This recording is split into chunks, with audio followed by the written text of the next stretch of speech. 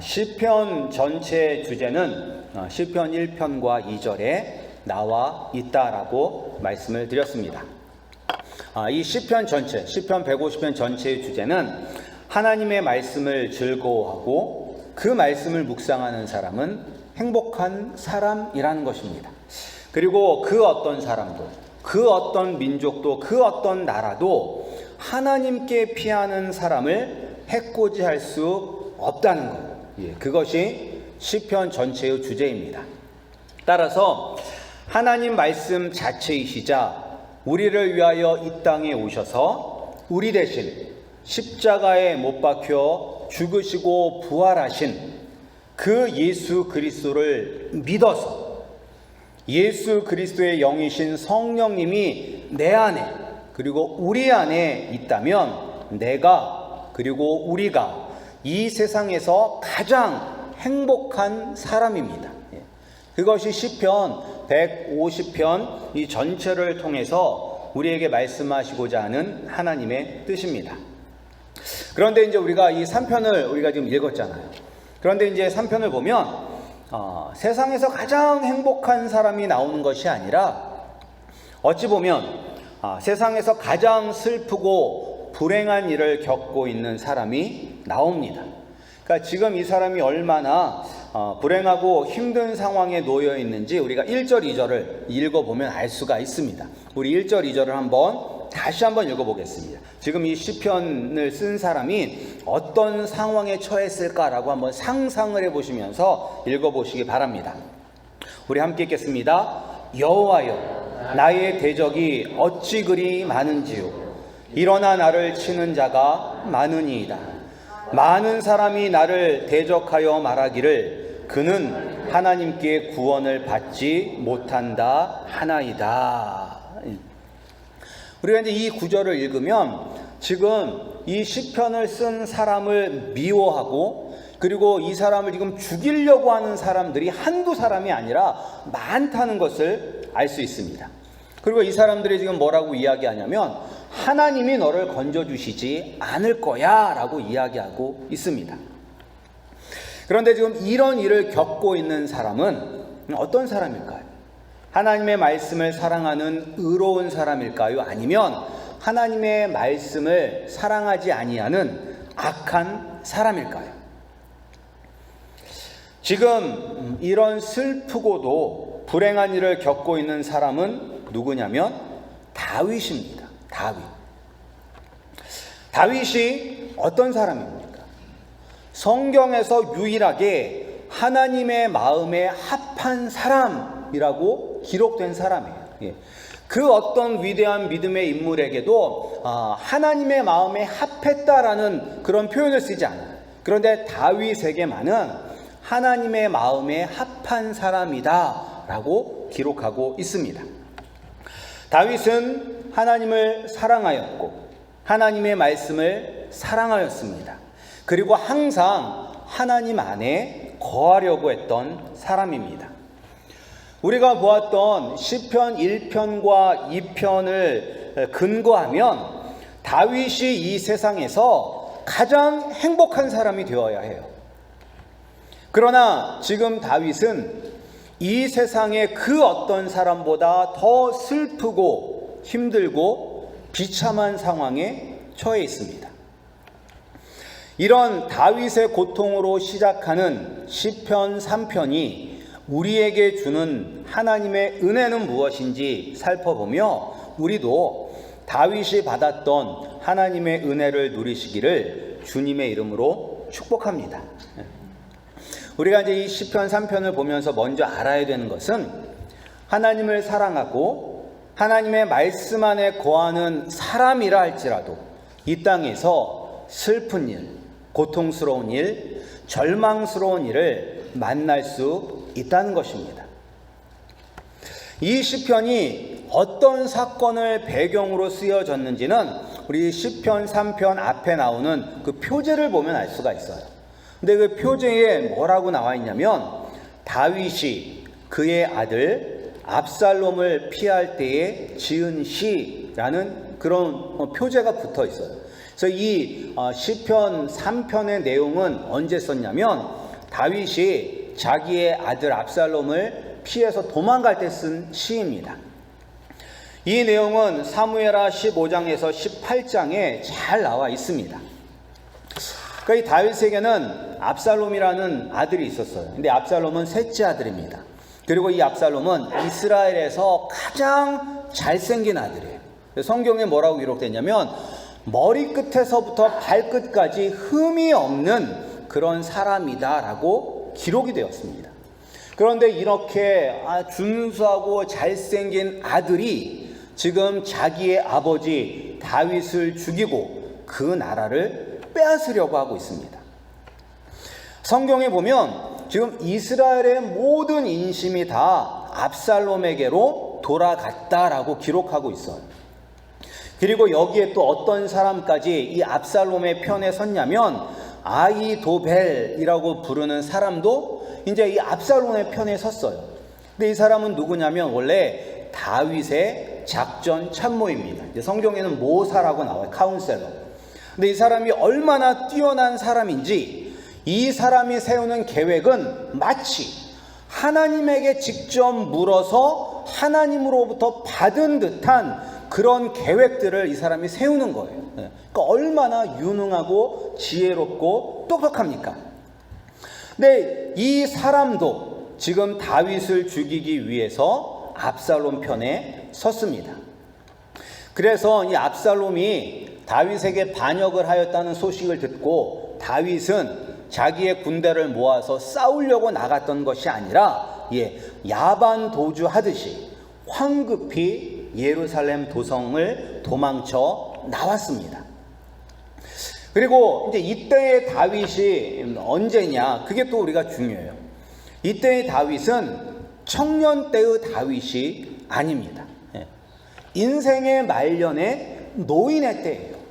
그러니까 한참 청년 때만 전쟁에 나가서 전쟁에서 싸울 때마다 승리하는 그런 용맹스러운 그때의 모습이 아니라 지금은 완전히 이제 할아버지의 모습이에요. 힘이 없고 죽을 날을 기다리는 그런 노인의 모습입니다. 만약 이런 일이 젊었을 때 일어났다면 젊었을 때 고생은 사서도 한다고 내가 젊으니까 이겨낼 수 있어 라는 그런 용기를 가질 수 있을 거예요. 그런데 인생의 말년에 이런 일을 겪으면 어떻겠습니까? 왜 이런 일이 하나님을 사랑하고 하나님의 마음에 합한 다윗에게 일어났을까요? 이 모습이 지금 다윗이 겪고 있는 이 모습이 시편 1편에서 말하는 의인의 모습. 시편 1편에는 의인을 뭐로 묘사하고 있냐면 시냇가에 심은 나무가 철을 따라 열매를 맺으며 그 잎사귀가 마르지 아니함 같으니 그가 하는 일이 다 형통하다라고 기록이 되었어요. 그런데 지금 이 다윗의 모습이 하는 일마다 형통한 그러한 행복한 사람의 모습입니까? 근데 우리는 다 이런 모습을 기대하지는 않습니다. 그런데 우리 주위를 돌아보면 정말로 하나님을 사랑하고 하나님의 말씀을 즐거워하고 그리고 하나님의 말씀대로 살려고 애쓰는 사람들에게 이 세상 일반 사람들에게도 잘 일어나지 아니하는 그러한 정말로 어려운 고난과 고통들을 겪는 것을 볼 수가 있습니다. 그래서 어떤 분들은 이렇게 이야기하는 분도 있어요. 어떻게 하나님을 정말 사랑하고 예수님의 말씀대로 살려고 이렇게 몸부림치는 이런 사람들에게 어떻게 이러한 고난과 고통이 오는 것인가? 나는 도저히 하나님이 살아계신지 정말로 의심이 된다라고 말하는 분도 있습니다. 그런데 우리가 분명히 알아야 될 것은 하나님의 말씀을 묵상하고 그 말씀을 즐거워하고 그리고 그 말씀을 삶 속에서 적용하며 사는 의인이라고 해서 이 땅에서 비참한 고난과 고통을 당하지 않을 것이라고 생각해서는 안 됩니다. 우리는 보통 형통한 인생, 복받는 인생을 생각하면 어떤 생각들이 우리 머릿속에 떠오르냐면 먼저 병에 걸리지 아니하고 건강하게 사는 것, 그리고 하는 사업마다 잘 돼서 돈 걱정하지 않고 편안하게 인생을 즐기며 사는 것을 생각합니다. 그리고 또 자녀들도 다 잘 돼서 좋은 대학교 가고 좋은 사람 만나서 결혼해서 물질에 대한 걱정 없이 편하게 사는 것을 생각합니다. 그런데 이런 생각들이 어떤 생각이냐? 이런 생각들이 바로 기복신앙입니다. 기복신앙. 기복신앙은 무엇이냐? 나에게 득이 되는, 나에게 유익이 되는 복을 바라는 신앙입니다. 그러니까 거기에 대표적인 것들이 무병장수, 사업의 번창, 자손의 번창 같은 인간적인 욕심입니다.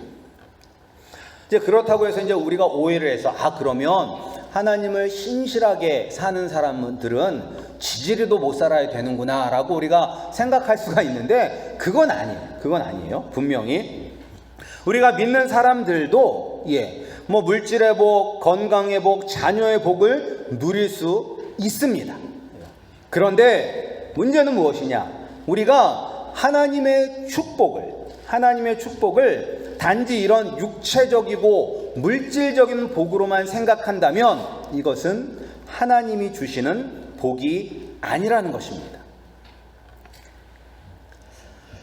하나님이 주시는 복을 받은 행복한 사람은 다윗과 같은 인생의 어려움을 겪지 않는 사람이 행복한 사람이 아니고, 이런 어려움 가운데서도 마음의 평강을 누리고 두 발 쭉 뻗고 잘 수 있는 사람이 행복한 사람입니다. 지금 다윗이 자기 아들 압살롬이 반역해서 지금 이 밤에 야반도주들이 갔거든요. 그래서 거기 가서 어떻게 압살롬이 나에게 이럴 수 있는가? 도대체 어디서부터 잘못된 것인가? 이 상황을 어떻게 하면 헤쳐나갈 수 있을까 하며 이 다윗이 지금 온갖 분노와 걱정과 한숨으로 밤을 지새우고 있지는 않습니다.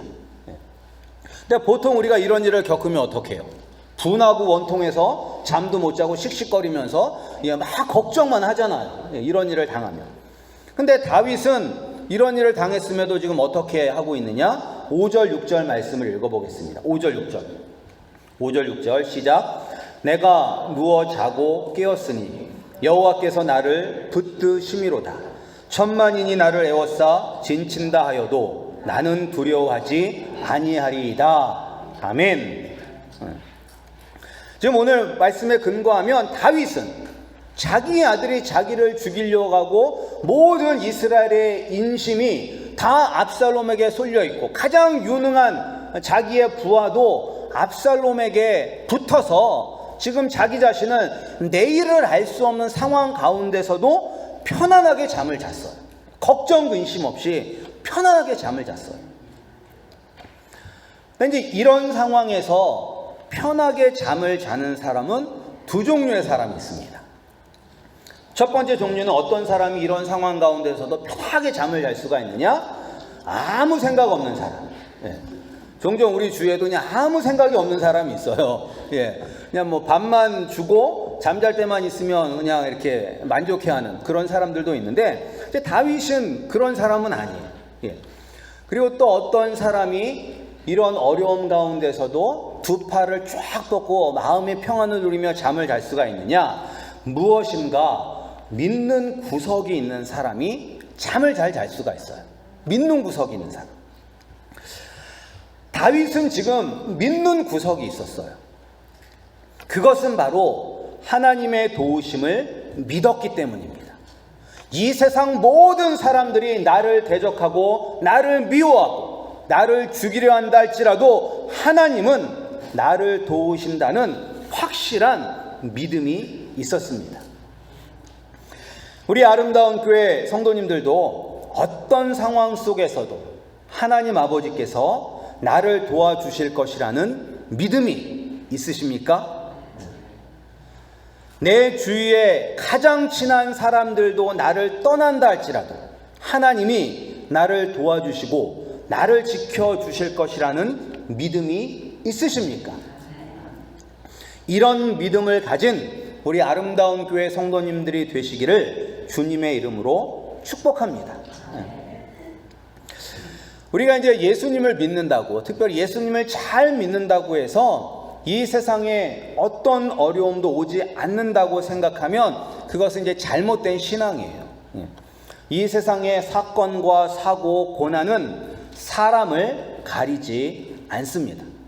그래서 우리가 밤새 안녕히 주무셨습니까? 그게 이제 밤새 안녕하십니까? 그렇게 묻는 거잖아요. 근데 그 말이 정말로 맞아 떨어지는 게 어저께 텍사스 알파소라는 곳과 다른 곳에서 총기 사건이 있었죠. 3,000명이 모여있는 월마트에 들어가서 뭐 10명인가 20명이 죽고 다치는 그러한 일들이 텍사스에서도 일어났고 또 다른 곳에서도 일어났어요. 어저께 하루 사이에. 그러니까 그런 거를 보면, 근데 그런 사람이 총을 쏠 때 총알이 믿는 사람은 이렇게 싹 비켜가고 믿지 않는 사람만 가서 맞는 건 아니에요.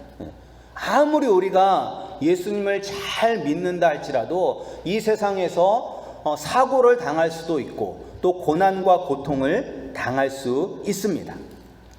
그러나 세상이 무너지는 것과 같은 어려움을 겪는다 해도 그 가운데서 주님께서 반드시 나를 도와주실 것을 믿는 그러한 믿음을 가진 사람이 행복한 사람입니다.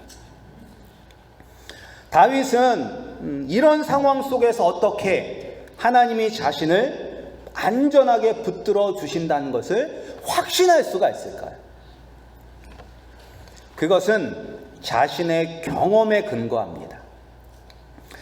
다윗은 하나님을 지금 뭐라고 부르고 있냐면 나의 방패, 나의 영광, 나의 머리를 드시는 자라고 부르고 있습니다. 그러니까 이것은 다윗의 신앙 고백이에요.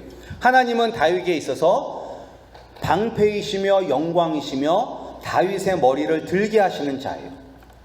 또 이런 신앙 고백은 이런 하나님의 은혜와 능력을 경험했기 때문에 나오는 거예요. 근데 다윗은 언제부터 경험했냐면 어렸을 때부터 경험했어요.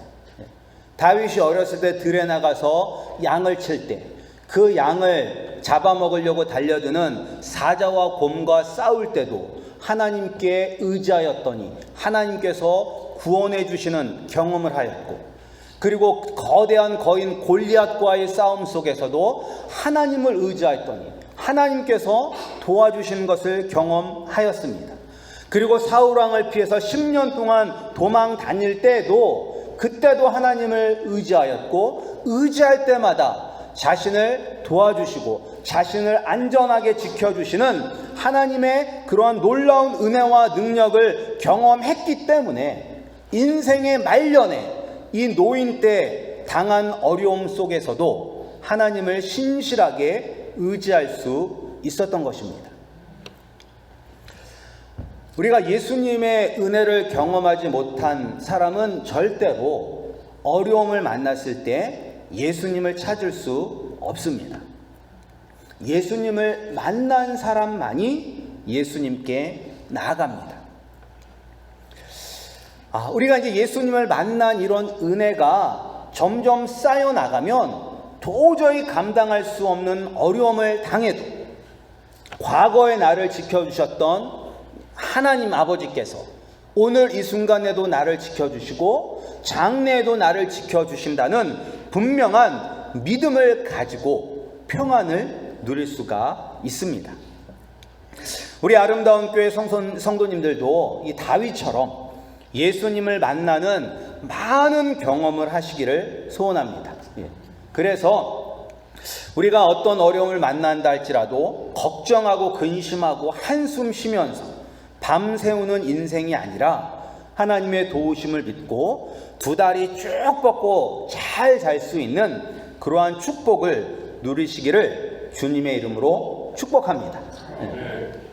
근데 이제 우리가 이런 은혜를 누리기 위해서는 또 우리가 해야 될 일이 있어요. 우리가 해야 될 일.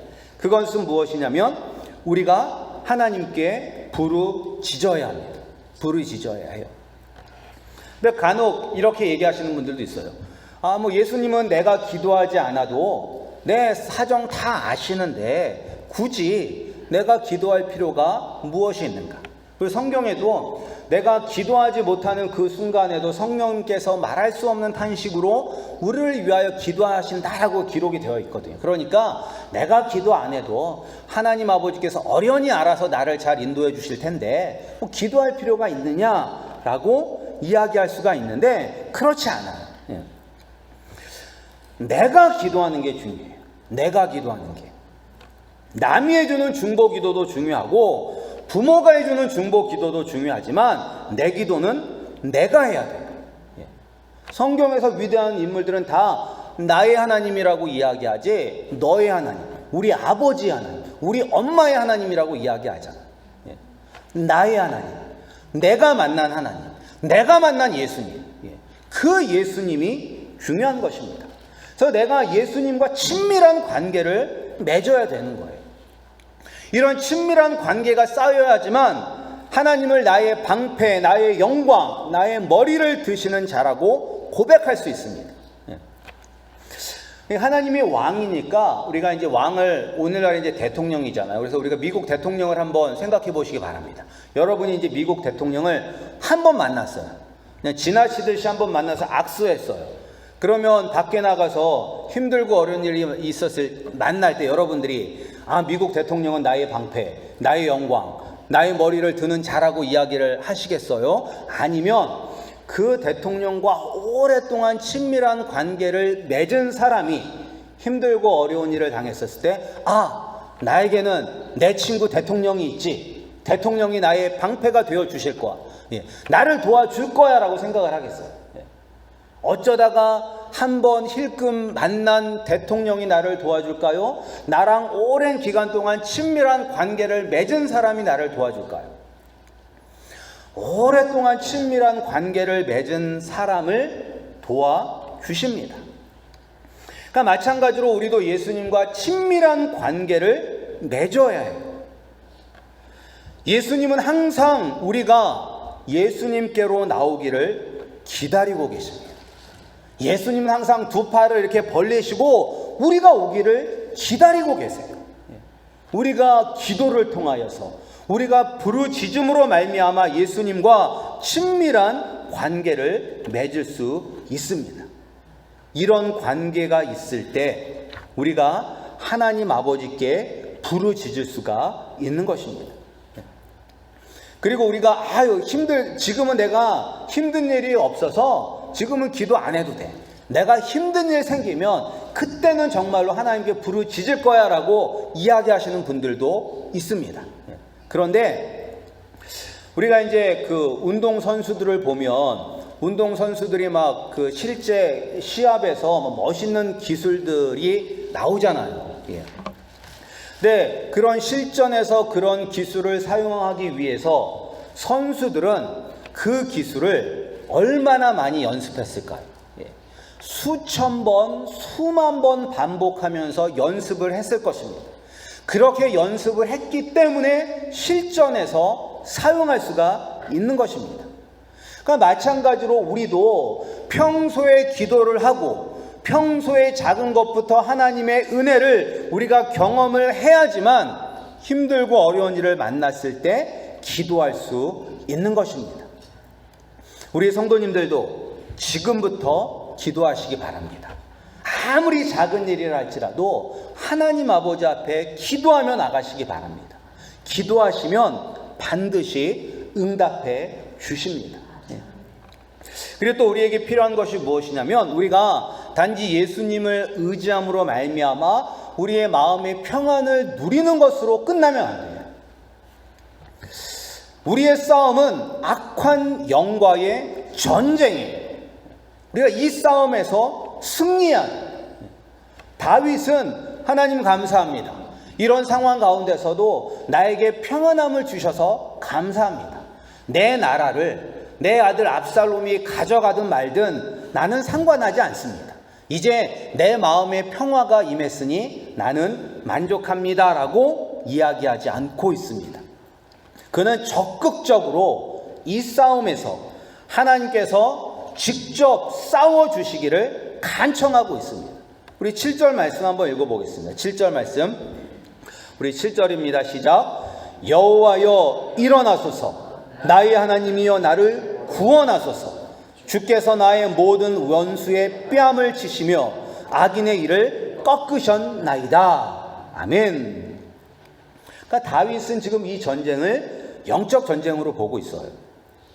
그래서 압살롬을 이기게 해달라고 기도하지 않고 나의 모든 원수와 악인들을 쳐서 무찔러 나를 구원해달라고 간청하고 있습니다. 우리에게 오는 여러 가지 어려움들, 그 고난들은 영적 전쟁일 때가 많아요. 나의 믿음을 흔들기 위해서, 하나님과 나의 관계를 멀어지게 만들기 위한 사단 마귀의 공격일 때가 있습니다. 그러니까 이때는 우리가 적극적으로 이 전쟁에 임해야 돼요. 어떻게 이 전쟁에 임하느냐? 바로 대장 되시는 예수 그리스도가 나를 위해서 싸워달라고, 이 악한 세력을 멸하고 나를 구원해달라고 우리가 부르짖어야 돼요. 간청해야 돼요. 다윗처럼 주님 일어나서 나를 위하여 싸워 주시옵소서라고 우리가 간구해야 돼요. 왜? 비록 사단 마귀가 예수 그리스도로 말미암아 패배하였지만 여전히 우리 힘으로는 이 사단과 싸워 이길 수 없습니다. 오직 우리의 대장 되시는 예수 그리스도를 의지하며 나아갈 때 사단의 견고한 진을 무너뜨릴 수 있는 그러한 강한 하나님의 능력을 경험할 수가 있는 것입니다. 이렇게 주님의 도우심을 분명히 믿어 사면 초가와 같은 어려움 속에서도 하나님의 놀라운 은혜로 마음의 평안을 누리시고, 그리고 또한 사단의 세력을 무너뜨리시는 우리 성도님들이 되시기를 주님의 이름으로 축복합니다. 그리고 이제 마지막으로 이런 하나님의 은혜를 경험하였다면 또 여기에 만족하지 않으셨으면 좋겠어요. 그러니까 마음의 평안을 누리셨고, 그리고 이 사단과 영적 전쟁에서 승리한 것으로 만족한 것이 아니라 이 승리를 모든 공동체에 속한 주의 백성들과 나누시는 우리 성도님들이 되기를 소원합니다. 그래서 다윗이 이 시를 마지막에 뭘로 마무리하고 있냐면 주의 복을 주의 백성에게 내리소서라고 이 시를 마무리하고 있습니다. 다윗은 내가 하나님의 은혜로 마음의 평안을 얻고 이 역적 전쟁에서 승리한 것으로 만족하는 것이 아니라 내가 경험하였던 이런 똑같은 축복을 온 백성들이 누리기를 소원하였습니다. 그러니까 정말로 다윗이 왕은 왕이에요. 정말 왕감이에요, 왕감. 우리도 나만 구원받고 끝나는 것이 아니라 다윗처럼 내가 속한 공동체가 동일한 복을 받기를 소원하는 그런 믿음의 공동체, 은혜의 공동체가 되기를 주님의 이름으로 축복합니다. 매일 주의 도우심을 경험하시고 큰 어려움 가운데서도 주님이 반드시 나를 지켜주실 것이라는 확신을 가지시고 어떤 상황 가운데서도 평안을 누리시는 우리 성도님들이 되시기를 소원합니다. 그리고 또 그 구원의 감격, 그 구원의 승리를 모든 사람들과 나누어서 주의 백성들이 다 복받기를 원하는 하나님의 몸된 교회를 이루어 가시는 우리 아름다운 교회 성도님들이 되시기를 주님의 이름으로 축복합니다.